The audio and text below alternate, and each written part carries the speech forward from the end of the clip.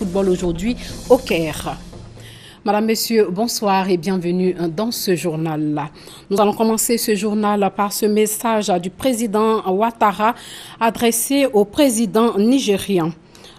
À Monsieur Son Excellence Goodluck Ebele Jonathan, président de la République fédérale du Nigeria, Monsieur le Président, au lendemain de l'élection présidentielle dont le déroulement a été unanimement salué et qui marque le triomphe de la démocratie dans votre pays, je voudrais vous rendre hommage pour vos grandes qualités d'homme d'État et pour votre courage politique.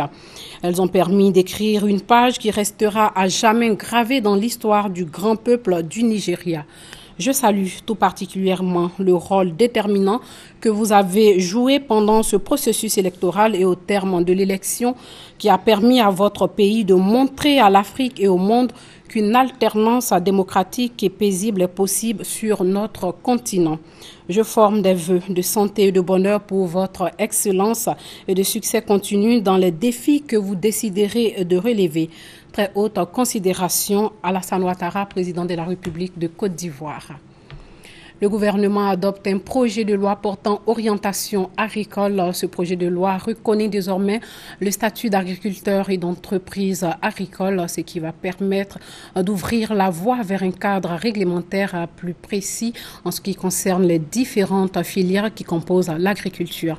La construction de 6 nouveaux lycées de jeunes filles avec internat a été annoncée. C'est ce qui ressort du Conseil des ministres. Jérôme Kofi Aboulin. Des nombreux sujets abordés au cours du Conseil des ministres ce mercredi, 3 mesures à retenir au terme du point presse dit par le porte-parole du gouvernement.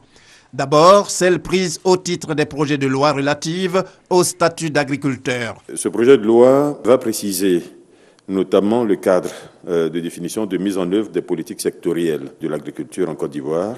Et il prend en compte certains enjeux ou nouveaux défis, et notamment les changements climatiques, les biotechnologies, qui jusqu'à présent n'étaient pas formellement régulées, la qualité sanitaire des produits, les exigences des consommateurs, tout cela pour continuer à faire de l'agriculture, mais tout en préservant notre environnement forestier en particulier.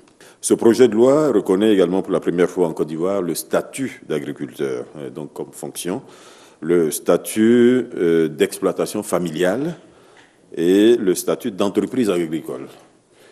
Jusqu'à présent, nous avons surtout parlé de groupement vocation coopérative, donc GVC, dans le domaine agricole. Maintenant, un agriculteur donc, pourra se prévaloir de sa fonction d'agriculteur. Le Conseil a aussi évoqué l'installation d'un guichet unique pour tout ce qui concerne la problématique de l'emploi.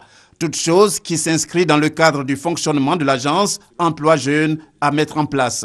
Il s'agit donc ici de créer un guichet unique qui permettra donc de gérer toute la problématique de l'emploi, en particulier de l'emploi jeune. Cette agence aura pour mission de renforcer et accélérer la dynamique de création d'emplois, organiser au mieux l'action des différents acteurs du gouvernement. Cette agence permettra également de fédérer, de fortifier tous les efforts qui sont aujourd'hui menés en matière d'emploi, de créer plus de synergie entre les acteurs et entre les différents programmes et initiatives en faveur de l'insertion professionnelle des jeunes. De ce Conseil des ministres, il ressort également que 6 lycées de jeunes filles avec internat vont bientôt voir le jour. Les 6 établissements concernés vont être construits à Bondoukou, à Bobo, à Daloa, à Dembokro, à Odiéné et à San Pedro. La contribution de la BID est estimée à 31 milliards de francs CFA pour un coût global de 43 milliards, la différence étant supportée évidemment par l'État de Côte d'Ivoire. Une autre décision du Conseil, et non des moindres, il s'agit de la campagne de sensibilisation pour la paix dans les milieux scolaires et estudiantins. Une campagne dans la perspective des élections avec la collaboration de l'ONUCI. Il sera surtout question de mettre l'accent sur la culture de la paix, la démocratie, la bonne gouvernance, la non-violence et du maintien de la cohésion sociale. Puis au titre des nominations lors de ce conseil et en complément de la liste donnée par le porte-parole du gouvernement, M. Zirimba Aka Marcel, préfet hors grade, est nommé directeur de cabinet du président du Conseil constitutionnel. Et M. Yves Yao Kwame, économiste financier, ancien secrétaire général de la primature, est nommé secrétaire général de la haute autorité pour la bonne gouvernance. Aïchatou Mendaoudou, représentante spéciale du secrétaire général des Nations Unies pour la Côte d'Ivoire, a échangé aujourd'hui avec le président Ouattara. Les échanges ont porté essentiellement sur les activités de l'ONUCI. Encore une entrevue entre le président de la République Alassane Ouattara et la représentante spéciale du secrétaire général des Nations Unies en Côte d'Ivoire, Aïchatou Mendaoudou. Échange dans le cadre des rencontres périodiques entre les deux personnalités. Et comme à chaque occasion, la responsable onusienne est venue faire au chef de l'État ce mercredi le point de ses activités en Côte d'Ivoire. Je suis venu, comme je le fais régulièrement, rendre compte au président de la République des activités de bons offices que je mène ici en Côte d'Ivoire.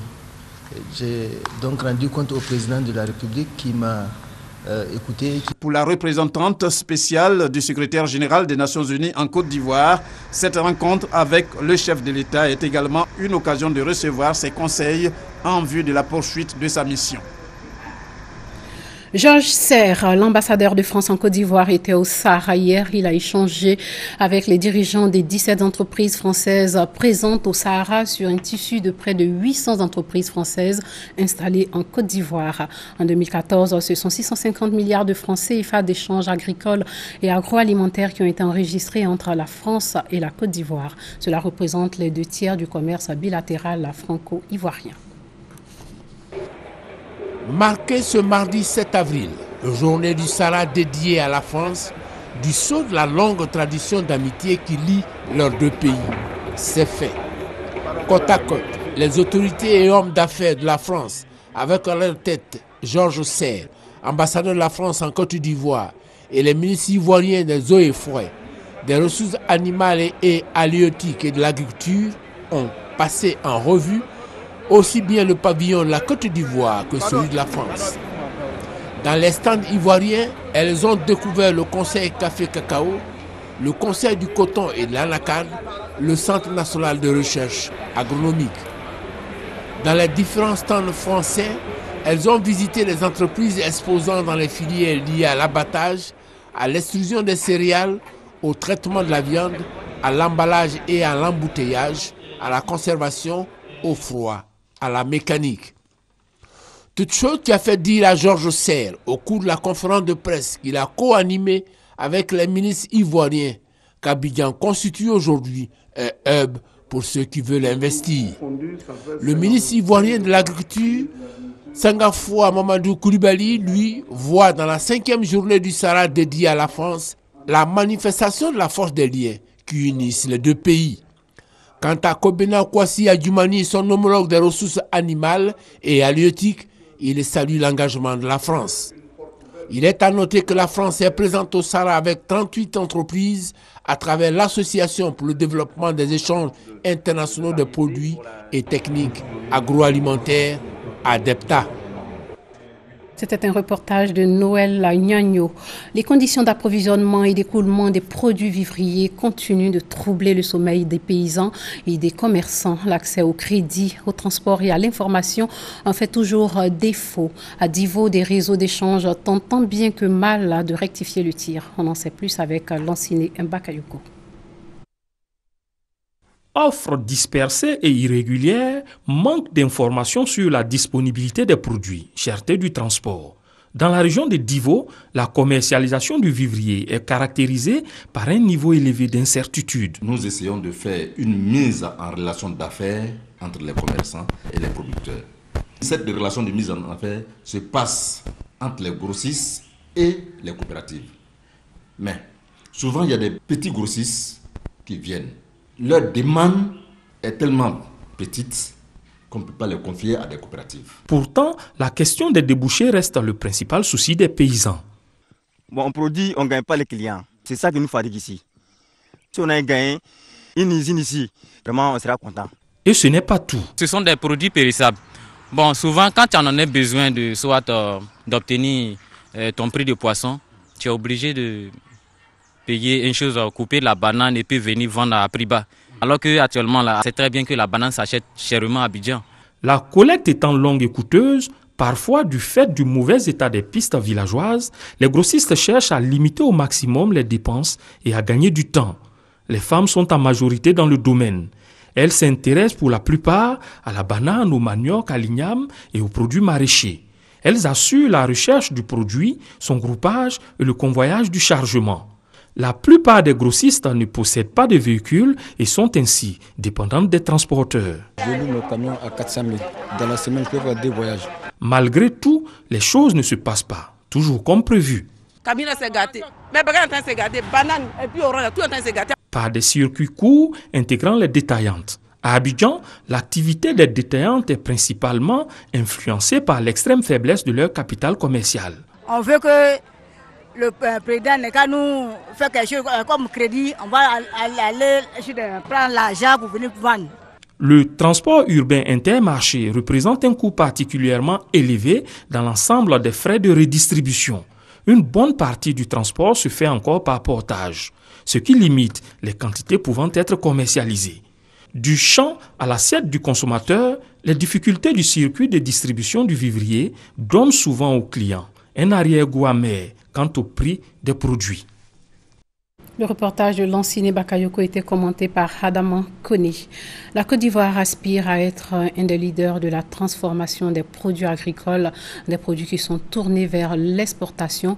Pourtant, la transformation des matières premières en Côte d'Ivoire pourrait améliorer la répartition des richesses du secteur agricole. Jean-Luc Bangbo s'est penché sur la question de la transformation des produits agricoles en Côte d'Ivoire dans ce dossier EcoPlus. Les principales productions agricoles de la Côte d'Ivoire connaissent une croissance régulière. 9% par an sur les 3 dernières années pour les cultures de rente, dont le cacao, et 25% pour les cultures vivrières. La Côte d'Ivoire, cependant, n'en transforme qu'une infime partie. Produit phare de l'économie ivoirienne, le cacao n'échappe pas à cette situation. Le taux de transformation est actuellement de 33%. Les autorités ivoiriennes veulent le porter à 50%. Le gouvernement a à cœur d'y faire face en trouvant les réponses économiques appropriées. Il nous faut transformer davantage notre cacao localement pour créer plus de richesses et plus d'emplois pour nos jeunes. Le gouvernement est à l'écoute de tous ceux qui choisiront d'investir dans notre pays. L'un des objectifs principaux des autorités ivoiriennes en organisant le Salon de l'agriculture et des ressources animales d'Abidjan-Sahara est d'attirer des transformateurs qui viendront aider le pays à valoriser sur place ses principales productions. Recevant à la veille du Sahara les transformateurs du cacao, le Premier ministre a sollicité auprès de ces derniers un partenariat gagnant-gagnant pour remporter la bataille de la transformation. Une perche que veut bien saisir le Collège des transformateurs qui salue les efforts du gouvernement. Un certain nombre de sujets sont encore ouverts, mais il est à noter donc, cette dynamique de pouvoir faire avancer tous les problèmes qui sont posés et évidemment qui vont conforter les investisseurs qui voudront donc soit augmenter les capacités de broyage existantes ou alors attirer de nouveaux investisseurs. Mais la vision du gouvernement de développer le secteur agro-industriel ne se limite pas qu'au cacao. Le latex d'EVA, l'huile de palme font notamment l'objet d'une transformation en produits semi-finis. Notre démarche a toujours été de partir du planteur, de la plantation, jusqu'à la transformation. Alors nous avons tous les ans des investissements prévus pour accroître nos rendements et innover. Nous sommes déjà établis en Côte d'Ivoire puisque nous avons déjà une usine de transformation. Nous avons une relation très forte avec les planteurs, avec les coopératives. Et la marque C'est Moi est connue à l'intérieur du pays justement par notre relation d'achat de cacao et de partenariat avec des coopératives. À côté des grands groupes qui, très tôt, ont compris l'utilité de tirer une plus-value de ces produits, quelques entreprises aux moyens plus modestes se sont installées en Côte d'Ivoire et se sont lancées dans l'industrie de la transformation. Nous avons élaboré un plan d'action qui nous permet de valoriser l'anacarde. À partir de la pomme, nous savons faire donc le jus, la confiture, la liqueur. Ensuite, les amandes sont traitées à travers donc un processus de décortiquage. Nous allons déjà implanter une usine dans le sud-ouest de la Côte d'Ivoire. Et cette usine fera la première transformation, c'est-à-dire passer de l'état brut du caoutchouc naturel au bal de caoutchouc. Et ensuite faire dans un très proche avenir la deuxième transformation en créant une usine de pneumatiques. La transformation des produits agroalimentaires tels que la mangue, l'ananas ou les agrumes, elle, reste encore faible. Deuxième producteur mondial de cajou avec plus de 500 000 tonnes, la Côte d'Ivoire ne transforme que 10% de cette production. Pourtant, l'industrie de la transformation est un secteur créateur de ressources et surtout d'emplois. En 2008 déjà, la filière agroalimentaire ivoirienne employait quelques 30 000 personnes. La Côte d'Ivoire conserve néanmoins toutes ses chances pour être un géant de l'agro-industrie. Il lui faudra seulement mettre à profit ses potentialités. Maintenant, ce qu'il faut savoir, c'est qu'on raisonne sous-région. Aujourd'hui, l'enjeu est au niveau sous-région. Quand je prends les deux produits alimentaires que sont le palmier à huile et le sucre, l'objectif c'est d'arriver à satisfaire la demande de la sous-région. Et c'est là où tous les efforts doivent être portés sur les petits producteurs. Pour gagner le pari de la transformation et permettre une meilleure répartition des richesses, il faudra aussi songer à répondre à quelques attentes. Nos attentes, c'est de faciliter les agréments et mettre en place des structures qui permettent vraiment, surtout pour nous les investisseurs, on trouve les financements pour pouvoir développer notre pays. Donc vraiment de mettre rapidement en place tout ce qu'il y a à mettre en place sur le plan administratif pour aller de l'avant. Je pense qu'il faut qu'on ait des mesures incitatives pour permettre quand même à tous ceux qui sont intéressés par la transformation qu'ils puissent véritablement investir. Les industriels du secteur sont très optimistes quant aux perspectives et l'État multiplie les initiatives pour garantir une amélioration du climat des affaires. Nous avons entrepris une étude sur la compétitivité des entreprises de broyage de cacao en Côte d'Ivoire. Les résultats de cette étude viennent d'être livrés. Cette étude a recensé de façon excessive toutes les contraintes qui pèsent sur la compétitivité des entreprises de broyage du cacao. À ces différentes contraintes, nous comptons apporter le plus rapidement possible les réponses les plus appropriées.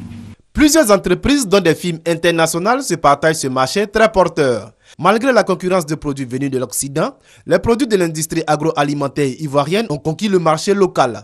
Désormais, en plus de nombreux débouchés dans la zone de l'Union économique et monétaire ouest-africaine, UEMOA, les produits ivoiriens explorent les marchés de la sous-région et ceux de l'Union européenne. Il est interdit d'exporter le bois de grume, une mesure gouvernementale qui n'est toujours pas suivie. La SODEFOR monte au créneau pour faire respecter cette mesure. La cible de la Société de développement des forêts, les opérateurs économiques du secteur bois. Le reportage de Francis Boifo. L'interdiction de l'exploitation du bois brut de petit diamètre rentre en vigueur le 1er janvier 2016. Cette mesure, prise par le gouvernement en 2014, vise à réduire la surexploitation de la forêt et particulièrement du bois. La Côte d'Ivoire exploite un peu moins de 2 millions de mètres cubes. Il fut des moments où nous sommes allés jusqu'à 5 millions de mètres cubes. Donc on a coupé plus qu'on en avait besoin. Conséquence, la ressource s'est amenuisée. Et comme la ressource est amenuisée, beaucoup d'unités aujourd'hui ont fermé parce qu'ils n'ont plus la matière première nécessaire. C'est pour cela justement que nous disons que maintenant, il faut aller vers une gestion beaucoup plus rationnelle. Avec cette mesure, l'État veut professionnaliser la filière bois et promouvoir les richesses forestières. Regardez au Sénégal, ils n'ont pas de bois, mais c'est eux qui exportent notre production transformée à Miami. Alors si on nous dit de rentrer dans la transformation, nous ne pouvons que saluer cette idée. Pour l'expérience que j'ai, il y a beaucoup de cette branche de notre métier qui vont arrêter. Parce que aujourd'hui, ils n'ont pas d'équipement industriel, ils n'ont pas d'unité de transformation. Ils achètent le bois en plantation, ils le mettent dans les camions, mettent dans les conteneurs, ils l'exportent. Au cours des échanges avec les responsables de la Société de développement des forêts SODEFOR, certains opérateurs économiques ont plaidé pour la subvention des entreprises qui pourraient fermer. 4 ambulances médicalisées offertes aux populations de plusieurs localités de l'intérieur du pays, ce dont d'une valeur de 140 millions de francs CFA et de la fondation Petrosi. Une façon pour cette entreprise de partager le bénéfice du pétrole. C'est en tout cas ce que nous dit Mamadou Kouassi.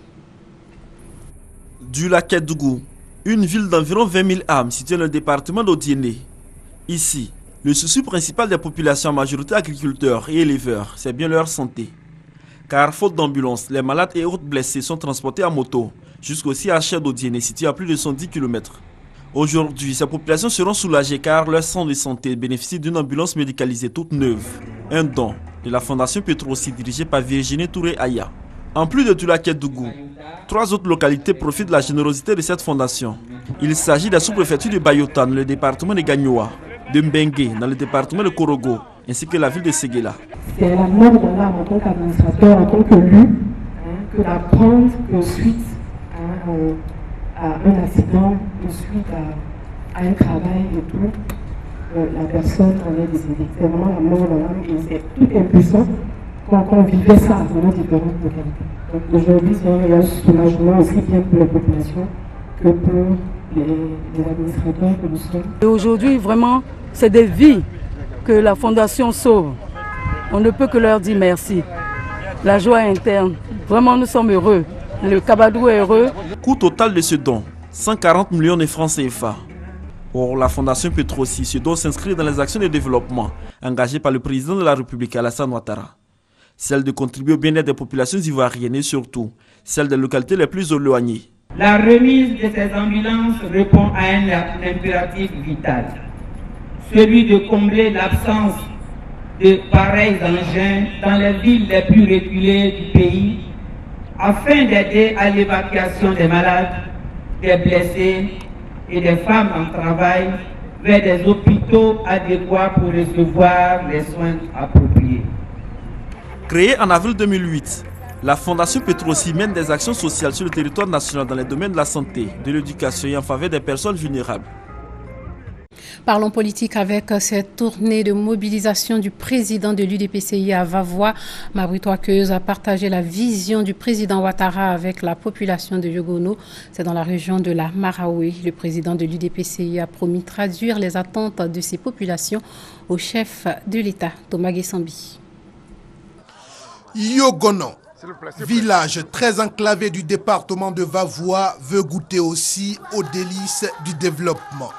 Moyen choisi, s'appuyer sur le président de l'Union pour la démocratie et la paix en Côte d'Ivoire, par ailleurs ministre d'État, ministre du Plan et du Développement. Celui que moi j'ai choisi, c'est le ministre Mabry, ministre d'État du Plan et du Développement, parce que c'est lui qui a en main les clés du développement de ce pays-là. Et c'est en cela j'ai fait en sorte qu'il réponde à cette invitation-là. Quand vous regardez bien notre région Vavois, il y a un recul. Répondant à l'invitation des cadres et chefs gouraux de la localité, Albert Mabry Touakeuse voulait surtout prendre un pari avec des alliés. Si vous soutenez le président Ouattara, je lui ai montré les chiffres du recensement de Vavois avec les 400 000 habitants. Mais lorsque je retournerai lui montrer les chiffres des élections de Vavois, ça me donnera la force. Et vous savez, moi, mon patron s'appelle Alassane Ouattara. Il dit quand on dit quelque chose, il faut qu'on fasse. Le président Ouattara a fait des promesses. Pour les questions de route, 2 programmes importants sont en cours. Et ces programmes-là prennent en compte la plupart des axes principaux que vous avez. Toutes les routes principales, telles que ce que nous avons pris ce matin, mais les routes qui relient Vavois aux chefs-lieux de sous-préfecture et aux différentes sous-préfectures, ces routes vont être totalement reprofilées. Pour maintenir le contact avec Yogono, le président de l'UDPCI promet y retourner pour prendre une part active aux activités les plus importantes des jeunes et des femmes durant les vacances 2015. Les députés du Burkina Faso ont adopté hier un nouveau code électoral controversé interdisant aux partisans de Blaise Compaoré de participer au scrutin d'octobre. L'adoption du projet de loi modifiant le code électoral s'est faite à main levée. 75 voix pour, 10 contre et 3 abstentions. 75 voix pour, 10 contre et 3 abstentions. C'est le résultat du vote à main levée ponctué par des cris de joie. L'adoption du projet de loi modifiant le code électoral s'est faite dans l'euphorie générale. Satisfaction du président du Conseil national de transition, Chérif Sy, et du président du groupe parlementaire, Hervé Ouattara. Notre peuple s'est exprimé les 30 et 31 octobre. Notre peuple continue à s'exprimer pour conduire notre pays vers la renaissance démocratique qui commencera à partir du 11 octobre. C'est d'abord un sentiment de joie pour nous, parce que nous venons encore une fois de plus faire une nouvelle révolution. Et pour nous, c'est un nouveau départ pour notre pays, pour nous les jeunes. Et je crois que le combat ne fait que continuer. Ce projet de loi, dans sa dernière mouture, rend inéligibles les personnes ayant soutenu un changement inconstitutionnel portant atteinte au principe de l'alternance démocratique. Une loi jugée exclusive selon les groupes parlementaires de l'ex-majorité présidentielle. Un sentiment de déception, je ne dirais pas ça, mais je dirais un sentiment de peur. Pourquoi? Un sentiment de peur parce que nous voulons d'adopter une loi qui contient des dispositions d'exclusion d'une catégorie de citoyens par rapport aux compétitions électorales. Les élections présidentielles se tiendront le 11 octobre prochain au Burkina Faso. Elles mettront fin à une année de transition démocratique après 27 ans du règne de Blaise Compaoré. Mais avant, le texte devrait être validé par le Conseil constitutionnel puis promulgué par le président Michel Kafondo. L'Élysée déclassifie les archives de la présidence française sur le Rwanda pour la période 1990 à 1995 au 21e anniversaire du déclenchement du génocide le 7 avril 1994. Les archives de la présidence de la République française sur le dossier rwandais seront accessibles aux chercheurs. Le récit de Sylvie Touré. Plus rien n'interdit désormais l'accès aux archives de l'Élysée relatives au génocide rwandais. Paris a annoncé ce mardi la déclassification de ces archives. Elles pourront être consultées par toute organisation qui le désire. Cette annonce qui intervient le jour même de la commémoration du 21e anniversaire du déclenchement du génocide a valeur de symbole. Longtemps accusée par Kigali de complicité dans ce drame, la France veut montrer patte blanche. Les documents concernés comprennent des notes des conseillers diplomatiques et militaires de l'Élysée, des comptes rendus de conseils restreints de défense ou de réunions ministérielles. Le recensement de ces dossiers aurait commencé il y a un an.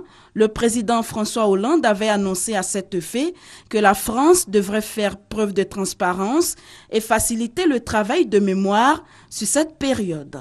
Si la déclassification des archives de l'Élysée est saluée par des ONG telles que SOS Racisme et l'association Survie, celle-ci réclame tout de même d'autres déclassifications, notamment les archives diplomatiques et militaires. Entre avril et juillet 1994, quelques 800 000 personnes avaient été tuées en une centaine de jours selon l'ONU, des membres de la minorité Tutsi pour l'essentiel. Les massacres avaient débuté au lendemain de l'attentat qui avait coûté la vie au président Hutu, Juvenal Habyarimana, le 6 avril 1994. Et puis sachez que c'est au Gabon que va se dérouler l'édition 2017 de la CAN. Le Gabon remplace la Libye qui n'est pas en mesure d'organiser l'événement en raison des tensions qui déchirent toujours le pays. L'annonce a été faite aujourd'hui au Caire par le président de la CAF. La 37e Assemblée générale ordinaire de la Confédération africaine de football s'est achevée le mercredi 8 avril au Caire en Égypte. Au nombre des importantes décisions prises, le choix de la République du Gabon pour abriter la 31e édition de la Coupe d'Afrique des Nations 2017. Après tirage au sort, les 52 équipes engagées dans les éliminatoires pour la CAN 2017 ont été réparties en 13 groupes. La Côte d'Ivoire, championne d'Afrique en titre, hérite du groupe I avec le Soudan, la Sierra Leone et le Gabon. Pour leur premier match, les éléphants seront face aux Panthères du Gabon en juin prochain. Fin de ce journal, merci de l'avoir suivi, je vous retrouve demain.